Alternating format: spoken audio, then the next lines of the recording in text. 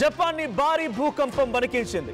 Richter scale పైన 6.7 తీవ్రతతో ఈ భూకంపం నమోదైంది.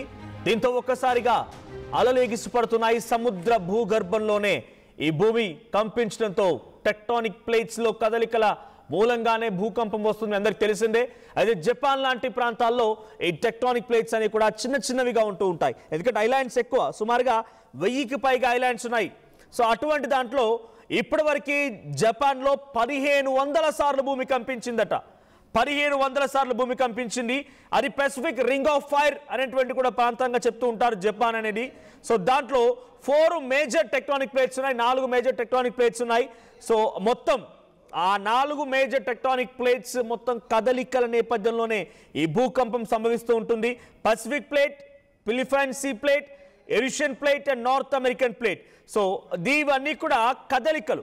ఈ కదలికల మూలంగానే ఇప్పుడు భూమి కంపించింది. ఎగ్జాక్ట్గా ఇప్పుడు ఈ భూకంపం సంభవించింది ఇవాటే ప్రిఫెక్చర్ అనేటువంటి ప్రాంతంలో 70 కిలోమీటర్ల దూరంలో, 70 కిలోమీటర్ దూరంలో సముద్రంలో ఈ భూమి కంపించింది.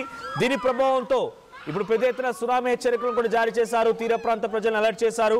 సో ఎగ్జాక్ట్గా మన టైమింగ్ ప్రకారంగా 1:40 సమయానికి as per Indian standard timing ప్రకారంగా 1:40 సమయానికి ఈ భూకంపం సంభవించింది. యాజ్ పర్ జపాన్ టైమింగ్ ప్రకారంగా 5:15 సమయానికి అక్కడ ఈ భూకంపం సంభవించింది. మనం విజువల్లో చూస్తున్నట్టుగా భూకంపం సంభవించగానే తీర ప్రాంతం వెంబడి ఉన్నటువంటి పలు ఇళ్లలోకి, నివాసాల్లోకి, హోటల్స్లోకి భారీగా ఆ సముద్రపు నీరు చేరుకుంది.